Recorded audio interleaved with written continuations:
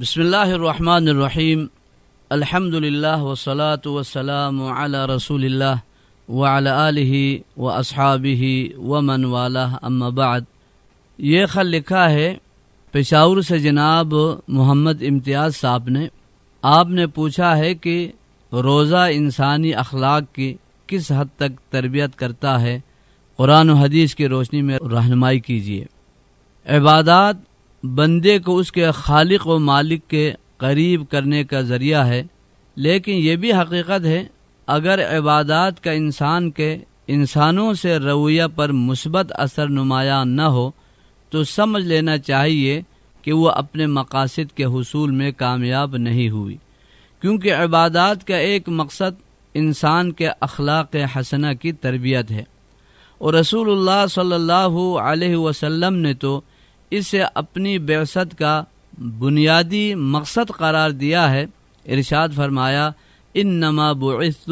لاتمم مکارم الاخلاق، میں تو مبعوث ہی مکارم اخلاق کی تکملہ کے لیے کیا گیا ہوں۔ گویا جس در سے اخلاق کی ابتدا انبیاء علیہم الصلاۃ والسلام نے کی تھی، اس کی تکمیل حضور ختم مرتبت صلی اللہ علیہ وسلم نے کی۔ آپ صلی اللہ علیہ وسلم کی لائی ہوئی شریعت کے نظام عبادت میں روزہ انسانی اخلاق کی تربیت میں نمایاں مقام اور کردار رکھتا ہے، جس کا بنیادی مقصد اور سب سے بڑا ثمر تقوی ہے، اور تقوی انسان کے اندر، اس کے دل میں، اس کے قلب میں اور اس کے ضمیر میں ہر چیز میں اللہ تعالیٰ کی توفیق سے اس کے ضمیر کو منور کرتا ہے، اس کے قلب کو پاک کرتا ہے، اور انسان کے حسن و کردار کی کرنیں جو ہے اس انسان کے سیرت سے اور اس کے اخلاق سے اور اس کے اعمال سے وہ نور اور وہ کرنیں پھوٹنے لگتی ہے۔ روزہ انسان کو اپنا نگران اور مراقب بناتا ہے، اور اپنے ہر قول و فعل کا تقوی کی روشنی میں جائزہ لینے کے قابل بناتا ہے، اور تقوی کی روشنی میں اخلاق میں برپا ہونے والی اصلاح وقتی یا سطحی نہیں ہوتی، بلکہ یہ پائیدار انقلاب برپا کرتی ہے اور پائیدار انقلاب لاتی ہے، جس کی جڑیں دل کی گہرائیوں اور دماغ کے تحت شعور تک پہنچی ہوئی ہوتی ہے۔ اور روزہ دار کے دل میں موجود ایمان اور تقوی ماہ سیام کی عبادت و ریاضت اور قرآن حکیم کی تلاوت کی آبیاری سے شجر سایہ دار اور ثمر بار ہو جاتا ہے۔ اللہ تعالیٰ کا ارشاد ہے کہ الم تر کیف ضرب اللہ مثلا کلمۃ طیبۃ کشجرۃ طیبہ اصلها ثابت وفرعها فی السماء تؤتی اکلها کل حین باذن ربها، کیا تو نے دیکھا نہیں اللہ تعالیٰ نے کلمہ طیبہ کی مثال کیوں کر بیان کی ہے کہ وہ پاک اور پاکیزہ صاف ستھرے درخت کی مانند ہے، جس کی جڑ زمین میں مضبوط اور شاخ آسمان میں ہے۔ وہ اپنے پروردگار کے حکم سے ہر وقت پھل دیتا ہے، اور حقیقی نیکیاں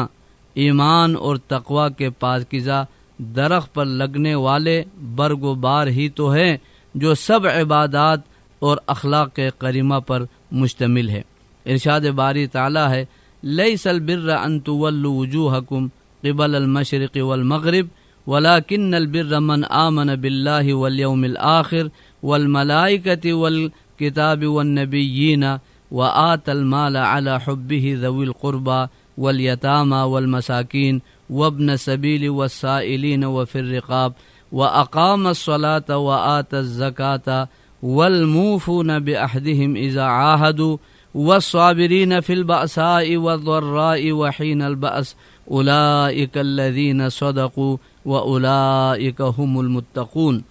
نیکی صرف یہ نہیں کہ تم اپنا منہ مشرق کی طرف کرے یا مغرب کی طرف، بلکہ نیکی تو اس انسان کی ہے جو اللہ پر، آخرت پر اور فرشتوں پر، اللہ کی نازل کی ہوئی کتاب پر، اس کے بھیجے ہوئے پیغمبروں پر ایمان لائے، اور اللہ کی محبت میں اپنا دل پسند مال رشتہ داروں، یتیموں، مسکینوں اور مسافروں، سوال کرنے پر مجبور ہو جانے والوں پر اور غلاموں کی گردنیں طوق غلامی سے آزاد کرانے پر خرچ کرے،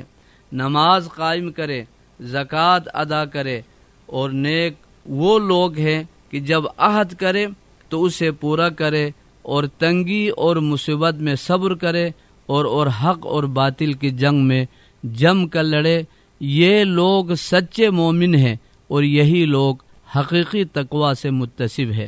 گویا روزہ سے پیدا ہونے والے تقوی سے اخلاق کریمہ اور انسان کے اندر نیکی کرنے کا جذبہ جہاں پیدا ہوتا ہے،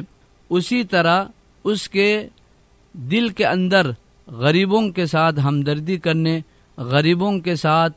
خیرخواہی کرنے، اور ایک مسلمان کے حقوق جو دوسرے مسلمان کے اوپر ہے ان حقوق کو ادا کرنے کے لیے اس کے اندر ایمان اور تقوی پیدا ہو جاتا ہے، اور یہ صلاحیت روزے کی شکل میں، قیام اللیل کی شکل میں۔ ایک حدیث میں رمضان کے مہینے کو نبی کریم صلی اللہ علیہ وسلم نے شہر الصبر قرار دے دیا کہ حدیث پاک کے الفاظ یہ ہے کہ من صام شہر الصبر و ثلاثۃ ایام من کل شہر، کہ جس کسی نے صبر والے مہینے کا یعنی رمضان کا روزہ رکھا اور باقی ہر مہینے میں 3 دن کا اگر وہ روزہ رکھے تو گویا کہ سال بھر کا روزہ اور سال بھر روزہ رکھنے کا اجر و ثواب اس کے نعمہ اعمال میں لکھ دیا جاتا ہے۔ اسی لیے روزے کے حوالے سے نبی کریم صلی اللہ علیہ وسلم نے ارشاد فرمایا کہ الصوم جنۃ